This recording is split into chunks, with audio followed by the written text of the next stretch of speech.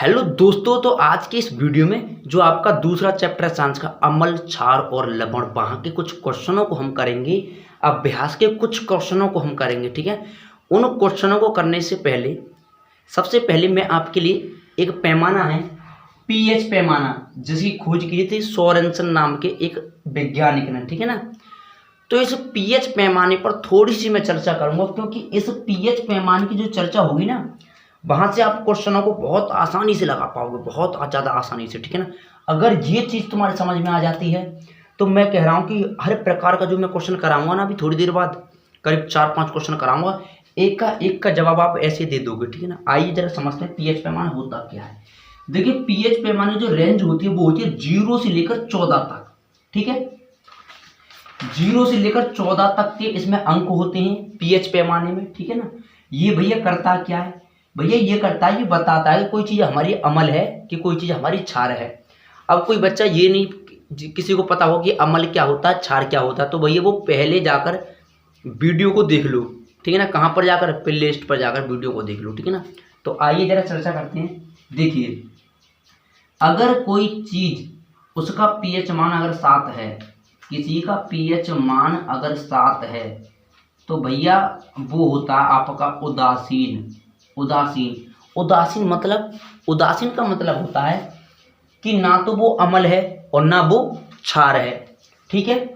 और जैसे जैसे आप 7 से इधर की ओर को आओगे, कहने का मतलब ये कि 7 से 0 की ओर आओगे, आपकी जो अम्लीयता है, मेरा मतलब है अम्ल है, वो और ज़्यादा मजबूत होता जाएगा, ठीक है ना।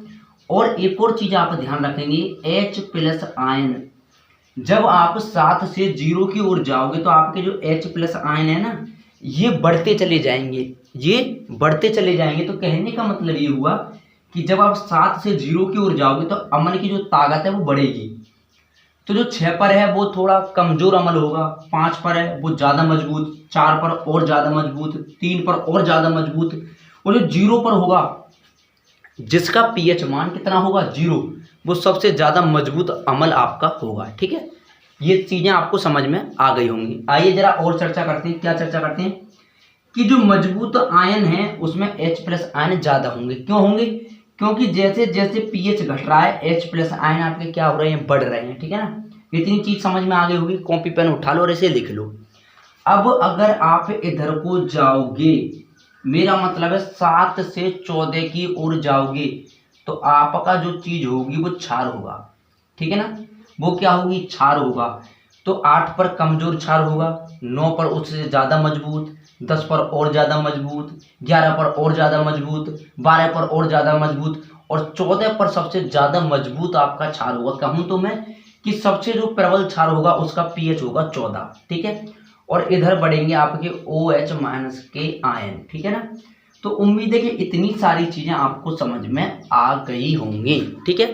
तो क्या समझ में आया आपके लिए? भाई आपके लिए समझ में आ गया होगा। तो अब मैं क्वेश्चन लगाऊं, तो क्वेश्चन चलो पहला ले लेते हैं। क्वेश्चन क्या कह रहा है? पहला क्वेश्चन आपकी स्क्रीन पर आ गया होगा। ये आपके अभ्यास का 11वां प्रश्न है। किताब उठा लो, किताब नहीं है तो। ये कह रहा है कि ताजे दूध का पीएच मान 6 होता है, ठीक है भैया, 6 होता है। ताजे दूध का पीएच मान 6 होता है, ठीक है, होता है, मान लिया। अब ये कह रहा है कि अगर ये दही बन जाए, दूध से अगर ये दही बन जाए, तो पीएच मान में क्या परिवर्तन होगा? तो मैंने आपके लिए बताया है कि अम्ल जो होते हैं वो स्वाद में खट्टे होते हैं, ठीक है। तो यहाँ पर जो होगा वो कम खट्टा होगा, यहाँ पर होगा वो थोड़ा ज़्यादा खट्टा होगा, यहाँ पर और ज़्यादा खट्टा होगा, यहाँ पर और ज़्यादा। सबसे ज़्यादा खट्टा कौन होगा? 0 पर। तो जैसे अगर आप ताज़ा दूध चखो तो वो कम खट्टा होता है, और अगर आप दही चखो उसके तुलना में तो दही ज़्यादा खट्टा होता है। तो कहने का मतलब ये हुआ कि अगर ताजे दूध का पीएच मान 6 है और भैया दूध से आपका बन गया दही, दूध से, ये दूध है, ये आपका दूध है, ठीक है। दूध का पीएच मान कितना है? 6, और दूध से बन गया दही, तो गारंटी से पीएच मान आपका 6 से कम होगा। कितना कम होगा ये नहीं पूछ रहा है इसमें, सिर्फ इतना पूछ रहा है कि पीएच में क्या परिवर्तन होगा। तो भैया हम सीधी सी कह सकते हैं कि पीएच इसका घटेगा, यानी 6 से इसका पीएच मान कम हो जाएगा, तो कह सकते हैं कि पीएच इसका घटेगा, ठीक है। ये 11वां सवाल हमने कर दिया है। आइए 12वें सवाल की ओर चलते हैं। देखिए 12वां सवाल आपके स्क्रीन पर आ गया होगा। 12वां सवाल आपके स्क्रीन पर आ गया होगा। क्या कह रहा है कि एक ग्वाला है, ग्वाला का मतलब दूध वाला है, उसने दूध में खाने वाला सोडा मिला दिया, ठीक है। तो क्या हुआ, ये हुआ कि पहला ऑप्शन है कि जो पीएच है वो 6 से बदलकर क्षारीय क्यों बना देता है, ठीक है ना। तो कहने का मतलब ये है कि जब आपने उस दूध में, जैसे कि मैं बता दूं आपके लिए, अभी मैंने आपको बताया कि दूध का जो पीएच मान है वो कितना है, वो 6 है। अरे भैया दूध का पीएच मान कितना है, 6 है। अगर इसमें आप खाने वाला सोडा मिला दो, तो जैसे ही आपने खाने वाला सोडा मिलाया तो अब 6 से ऊपर चला जाएगा, 6 से ऊपर ये चला जाएगा, ठीक है ना। अब कितना ऊपर चला जाएगा वो हमें नहीं पता, लेकिन इतना जरूर पता है कि 6 से ऊपर चला जाएगा खाने का सोडा मिलाने पर, ठीक है ना। तो दूध का पीएच मान 6 था, आपने खाने वाला सोडा मिला दिया तो 6 से ऊपर चला गया, ठीक है ना। तो कह सकते हैं कहीं ना कहीं ये क्षार की ओर जा रहा है, ठीक है ना। तो अभी ये कह रहा है कि इसे क्षारीय क्यों बना देता है, यानी हमने दूध में खाने वाला सोडा क्यों मिलाया है, उसे मिलाकर क्षारीय ये क्यों बनाया है। तो हमने इसलिए बनाया है कि भैया वो आपका अम्ल ना बन पाए, क्योंकि जैसे ही अगर दूध अम्ल बन गया तो वो खट्टा हो जाएगा, वो खाने के योग्य नहीं रहेगा। इसीलिए हमने ये क्षारीय बना दिया था और इसका पीएच मान हमने बदल कर, क्योंकि देखिए पीएच मान 6 है तो जरूर खट्टा होगा, लेकिन अगर पीएच मान 6 ही रहता तो आपका जल्दी खट्टा हो जाता, इसीलिए हमने पीएच को बदल दिया। 6 से प्लस गए तो मैंने मान लिया कि 8 हो गया, 9 हो गया मान लो, तो क्या होगा कि आपका दूध खट्टा नहीं हो पाएगा बहुत जल्दी, ठीक है। दूसरा क्वेश्चन कह रहा है कि इस दूध को दही बनने में समय क्यों लगता है। तो भैया एक बात बताओ, दही खट्टा होता है ये बात हमें पता है कि अगर पीएच मान 6 ही होता है इसका, जैसे कि मान लो ये दूध है, ये दूध है और इसमें मैंने अभी कुछ नहीं मिलाया, तो क्या है कि दही बनने, मान के चलो कि दही 5 पर जमता है, 5 पीएच मान पर दही होता है, तो 5 पर दही हो गया। तो एक बात बताओ, अगर पीएच मान आपके दूध का 6 है तो 5 होने में कम समय लगेगा, ठीक है ना। लेकिन अगर इसमें आपने खाने वाला सोडा मिला दिया है और मैंने मान लिया कि इसका पीएच बदल कर 7 हो गया, तो ये बताओ कि 7 से 5 होने में समय लगेगा कि 6 से 5 होने में समय लगेगा। तो बोलोगे कि भैया 7 से 5 होने में समय लगेगा।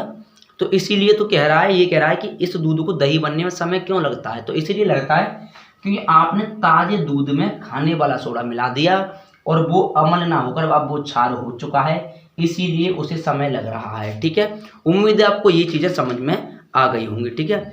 अब चलते हैं हम अपने अगले क्वेश्चन की ओर, ठीक है ना। अब इसे क्या करते हैं, हम इसे हटा देते हैं क्योंकि इसका लगभग काम हमारा खत्म हो चुका है, ठीक है ना। इसका काम क्या हुआ दोस्तों, खत्म हो गया। अब एक और क्वेश्चन आपके सामने लेता हूँ, बहुत अच्छा क्वेश्चन है। क्वेश्चन ये कह रहा है कि पीओपी को आर्द्ररोधी बर्तन में क्यों रखते हैं। पीओपी आप जानते हो, जैसे कि घरों में हम कहते हैं कि पुट्टी करवा रहे हैं, पुट्टी का मतलब होता है पीओपी, ठीक है ना। तो पीओपी को आप एकदम हार्ड, जो आपके पास बोरा होता है उसका एकदम हार्ड बोरा होता है, ठीक है ना। कैसा होता है, हार्ड बोरा, और मतलब उसे हम हार्ड बोरे में क्यों रखते हैं, क्वेश्चन ये है। तो आप खुद सोच के बता सकते हो। जैसे सीमेंट होती है, अगर सीमेंट पर पानी पड़ जाए तो क्या होगा भैया, वो ठोस हो जाती है और वो प्रयोग हम उसे नहीं कर सकते। तो ऐसा ही कुछ कहानी हमारी पीओपी के संग बनती है। तो सीधी सी भाषा में तो ये समझ सकते हो कि ये आपकी है पीओपी, ये आपकी है पीओपी, इसे बोलते हैं प्लास्टर ऑफ पेरिस, ठीक है ना। ये आपकी पीओपी, अगर पीओपी में नमी चली गई, तो आपका पता है क्या बन जाता है, आपकी बन जाती है ये जिप्सम। क्या बन जाती है, ये आपकी बन जाती है जिप्सम। इस बात को ध्यान रखना कि जब पीओपी में नमी चली जाए या पानी चला जाए तो बन जाती है जिप्सम, और जिप्सम होता है ठोस। इस बात को ध्यान रख लेना कि अगर पीओपी में नमी या फिर पानी चला गया तो वो पीओपी ना होकर वो बन जाएगी जिप्सम, और जिप्सम होता है ठोस।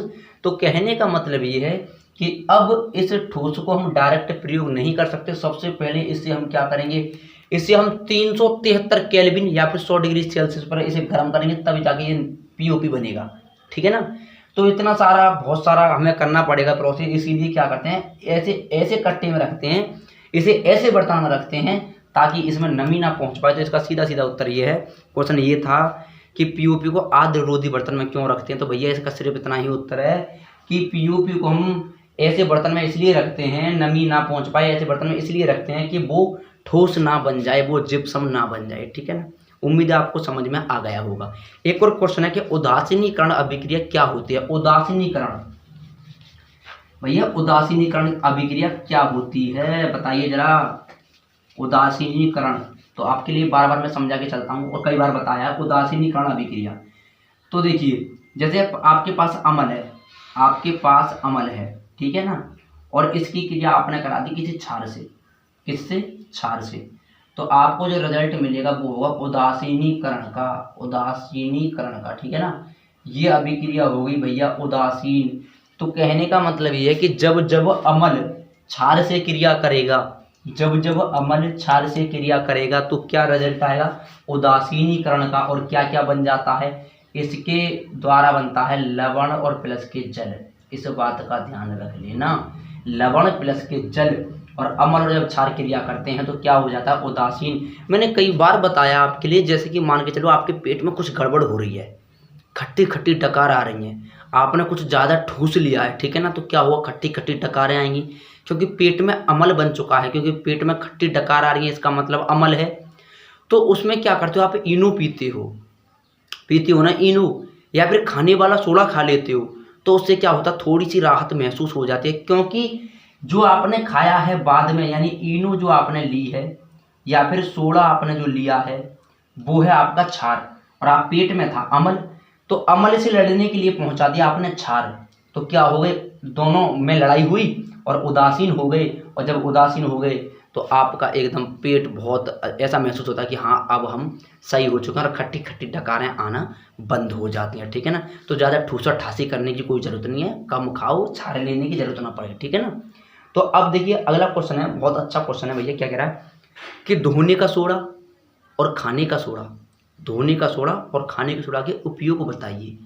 तो मैंने बात बार आपको बताया, पिछला वीडियो देख लो, पूरे के पूरे सूत्र भी बताया है, उपयोग भी बताया और कई सारी चीज़ें बताई हैं। तो ये क्वेश्चन बहुत सिंपल सा था, इसलिए मैं इसे नहीं बता रहा। तो इस वीडियो में इतना ही, और मिलते हैं आपसे नेक्स्ट वीडियो।